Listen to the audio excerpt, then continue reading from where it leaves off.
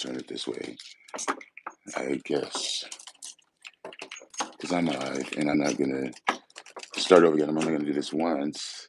But anyway, welcome YouTube. This is Terry and welcome to my channel. I just wanted to kind of answer a few questions live and just come to you in this way. Um, I've just been really hectic, um, as always. Um, and you can see that reflected in my videos, I'm sure. I'm a little unhinged anyway, but stress does that at times. And um, anyway, you find ways to get it off your chest the best way possible and the safest way possible. So that's what I do. And a lot of things help that purpose, which is a great thing. I come from that school of self-help therapy.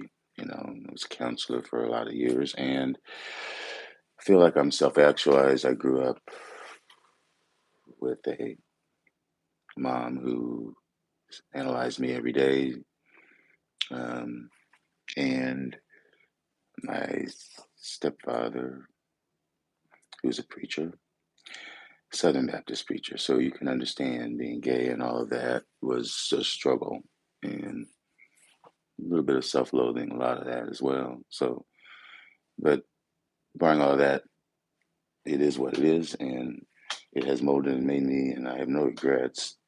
I am proud of all of that. And like I said, I feel like I am self-actualized. I am no regrets. Only regrets I have are loved ones lost, and it's been a rough year. But I still have a lot of plans for this channel, really, as I do in life, and it's always moving forward. You can't go backwards, even though you can't escape it either. So, but anyway,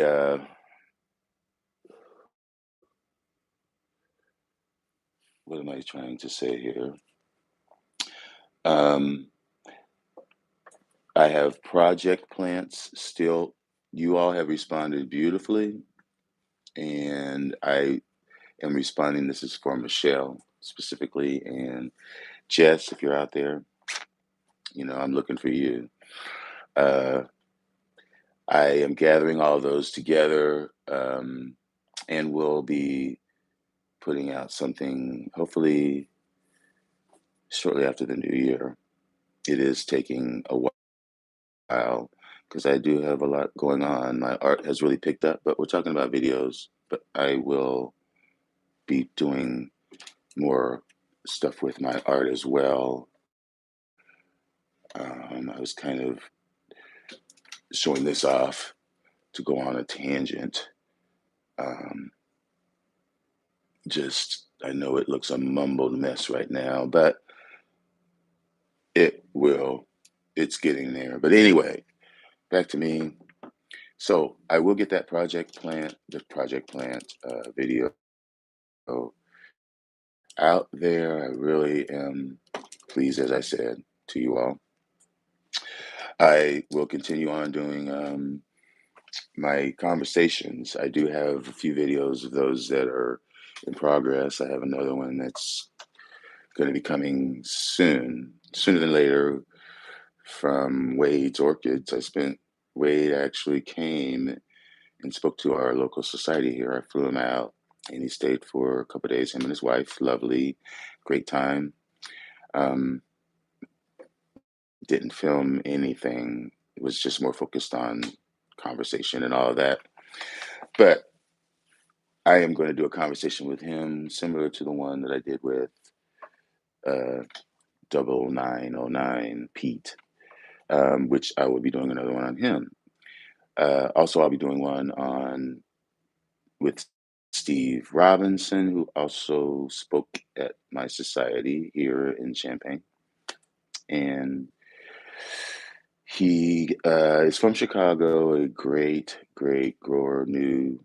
And I'm going to do a conversations with him also on topics that are relevant with orchids, you know, We are going to talk about the state of local societies and how to encourage younger members to stay engaged, um, be more engaged as far as overcoming fears of bringing plants in to show, or just to show and tell, not necessarily for judging.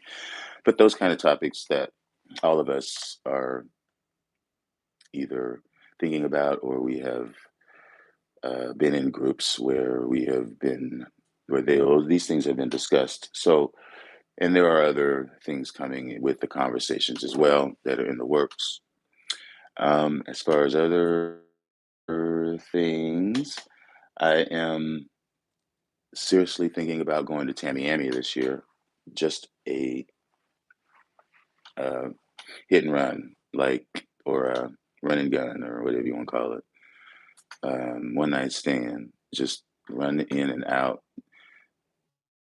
drive down, and drive out the next day, possibly stopping and visiting a couple nurseries on the way out, like Big Jim, Florida, Suncoast, possibly Brethren. I don't know. We'll see. Palmer, we'll see. But like I said, I am on a budget. If you didn't know, um, we all are struggling, and I am at the moment maintaining orchid collections in two locations, which is another topic that I'll get to later, which I'm sure you all are mostly excited or interested to hear about, because it is relevant, more relevant than anything I'm talking about now. Uh, but yeah, look forward to that. I may possibly go to Chicago like I usually do over Christmas. And when I do that, I usually set up some trips to orchid nurseries, the Natural Housemans. Most likely we'll be at a party next week at Housemans. The iOS is having a party, Christmas party at Housemans, and I probably will do a hit and run and possibly video some of it. So stay tuned for that. That is next Sunday. Um, Anything else? Florida. Um, so I think I answered Michelle's question, and Denise. Yeah, I'm still looking to collab with Denise, and I want Brenda to give me a shout out as well. But um, yeah, life is rough. I don't think that it will be possible for me to have a greenhouse at this place. I don't know. And as winter has come in to play, of course, the bills are coming in, and LEDs and heaters, and this is an old house, and when you're used to the bills being $100 and they shoot up to 400, then that's an issue. So I am well, I'm not contemplating. I have decided that I'm going to move everything but my Phalaenopsis, which are upstairs. I'm going to move them all back to my greenhouse. So that is going to create even more stress of not having those orchids with me and being able to monitor their daily, because I probably most likely will not be there sleeping. So I won't have the ability to, and I don't have the latest in technology. I don't have, everything hooked up by Bluetooth with cameras and remote humidity and timers and sprinklers. I go out and have to turn on my lights, and I go out and refill my little humidifiers. And as it is now, when I film at night, I just turn on the timer, and I leave. I just turn it on till the light goes off. So it's not on a time, um, schedule for the plants. So that is another thing that happens here that doesn't happen at the greenhouse. But it's mostly the bills and considering another person and their budget. So as hard as that is, and as the timing is the worst ever that it could possibly be. Um, as far as the weather, it's 20 some degrees. It's not really the best to ship, much less box and move. They've surprisingly done beautifully here. I mean, from the moment they got here, I was able to sort of find the microclimates and even outside, summer, regulating the sun and the shade and watering and all of this without rainwater here. So it was quite something. But and upstairs and the watering and the bending, and that's another issue that is affecting everything. Is my body is just killing me, and I don't want to sound like you know, Senor Frampton, who's probably talking now, in fact, on his Sunday chat. But anywho, it's probably too late for him, but 7 hours or 6 hours or whatever it is. But my point is, it has been wildly just debilitating, exacerbating on what I already had an issue with. Now I'm, you know, downstairs orchids and then upstairs orchids and then moving buckets and from one area to the next, from the bathroom to the bathtub. It's more bending. Um, and when they're in your home, you do them, you're around them more frequently, as you all know. So it's easier to stagger the watering throughout the week rather than designating one day on the weekend to doing it. So you really have I've lost the recovery of resting my back, and it's just too much. So that is not a negative thing. There are positives. It's just a sidetrack, a, a roadblock. It'll all work out. I am not giving up orchids, and I hope to have them all in my location, where the same location where I'm at.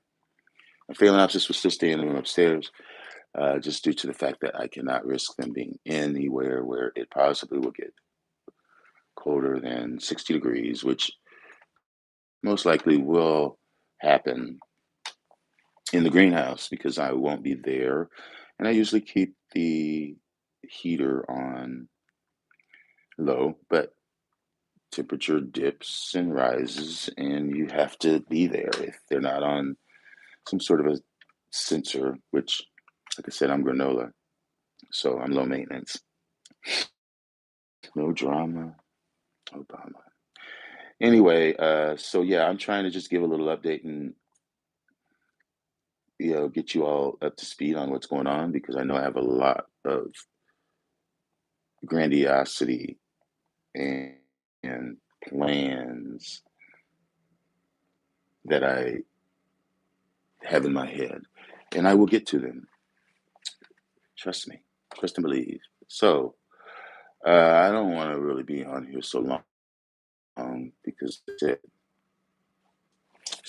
Monsieur Frampton, I'm sure, is on right now. So I just wanted to kind of answer some questions because I have a video that I did last night that I really need to edit and upload. The video is me talking about plants that I think are about to die, unfortunately. That we're doing well, but now look suddenly like they're about to die, and I really wish somebody could help me out. Because I don't want to think something other than environmental or something other than what I've done has happened in that space as far as the laundry room is concerned. There's others using it, of course. So, and the cats go in there. But I just want someone or all of you to just give me your opinion because I am still learning every day. It is practice makes perfect. And I am no Naomi. Anyhow,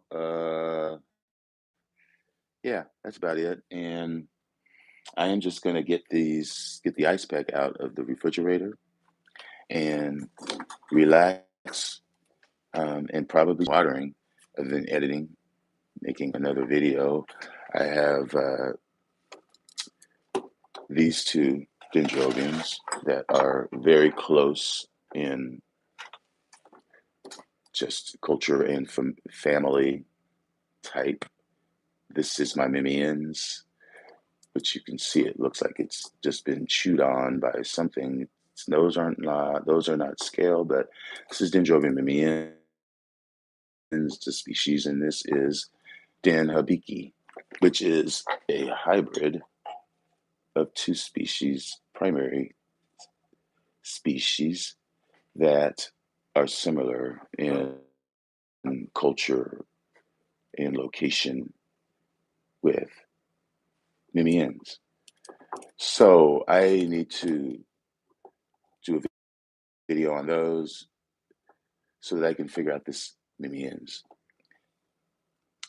I had a capituliflorum, which is very similar to this, and this is Bracteosum crossed with levifolium, I believe, which are uh, in the same type of family. I can't remember which one. I'm not going to guess which class of Dendrobium it is, but this is from Papua New Guinea, which I was very shocked to know. Um, Lowland plants, they are epiphytic and get good sun, but shaded sun. And pretty much it said rain throughout the year, but less in the off season, which is when they're not growing actively. So I was hoping to see some flowers coming from these deciduous canes, but I don't know. But I need to do some research and make another video on those two before I get too much into it with this one. So, anywho, that's all about that. So, today it's a little bit warmer today, but it was, gosh, I woke up this 27 degrees. So, I am going to, like I said, get the ice pack out of the freezer, and I hope that's everything that I had and to report on. But I'll keep you posted if anything changes. Um, yeah, but you know, um, that's all I have, and I guess I should have been looking at the chat if there's anybody here, but I'll just assume there's not. But anyway, if they are, hi everyone. This is welcome. Thanks for listening and understanding. And if you have any comments or questions, I'll answer them again. But I just wanted to put this out for Michelle and a few other people that have been wondering about status of life and orchids. And there's another question that I have to. Oh, someone asked, was it Arlene? Oh, Denise asked if I was replacing Phalaenopsis or buying new. And that's a good question. I am replacing. Yes. Although I did not have a Leodora. I've always wanted one, but they're so expensive. And to find one that's under $100, that's blooming sizes, you can't pass that up. But yeah, they were replacements, unfortunately. I'm not giving up my Phalaenopsis. The ones that So I just got to keep these alive, which is why I'm keeping them with me so I can make sure that they're above 60 and getting the right culture. So anyway, I am going to get off here because I'm starting to feel like a lazy bum, sitting here in my robe, and it's almost 10 o'clock. So mom didn't raise no bum. So anyway, folks, thanks for watching me, this mess. I'm a wretch. But thanks again and enjoy your orchids. Love you. Peace.